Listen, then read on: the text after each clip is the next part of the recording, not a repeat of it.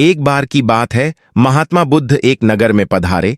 उस नगर का मंत्री बहुत ही नेक, ईमानदार और अच्छे दिल का था।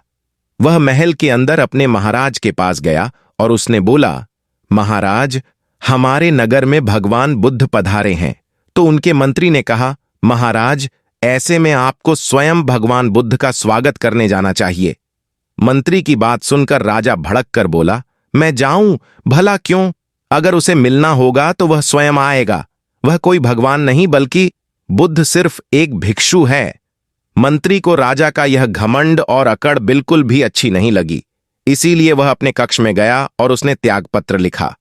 उस त्यागपत्र को पढ़ने के बाद राजा ने मंत्री से कहा, मुझे लगता है कि यह पत्र तुमने किसी गलतफहमी में आकर लिखा है, क्योंकि इस पत्र में मंत्री ने लिखा था कि मैं ऐसी छोटी सोच वाले राजा के यहां काम नहीं कर सकता, जिनके अंदर बिल्कुल भी बड़प्पन नहीं है, सिर्फ घमंड भरा हुआ है। तब राजा ने मंत्री से कहा कि मैं बड़प्पन के कारण ही तो बुद्ध का स्वागत करने स्वयं नहीं जा रहा हूं। राजा की यह बात सुनकर मंत्री बोला, महाराज, अकड़ और घमंड कोई बड़प्पन नहीं है। मंत्री राजा से कहता है कि आप शायद भूल रहे हैं कि भगवान बुद्ध भी स्वयं एक सम्राट थे। वे उसे सबको त्याग कर एक भिक्षु बने हुए हैं।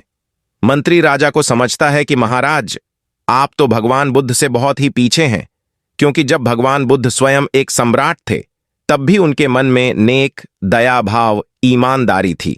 वास्तव में इंसानियत के गुणों से विभूषित मनुष्य ही उच्च अध्यात्म ज्ञान को प्राप्त कर सकता है। मंत्री की सभी बातें सुनकर आखिरकार राजा का घमंड चूर चूर हो गया और वह मंत्री के साथ द्वार पर जाकर उसने भगवान बुद्ध का स्वागत स्वयं किया। राजा भगवान बुद्ध के चरणों में लेट गया और उसने उनसे दीक्षा देने का अनुरोध किया। भगवान बुद्ध ने राजा को उठाकर उसे गले लगाकर उसे दीक्षा देने को स्वीकार कर लिया।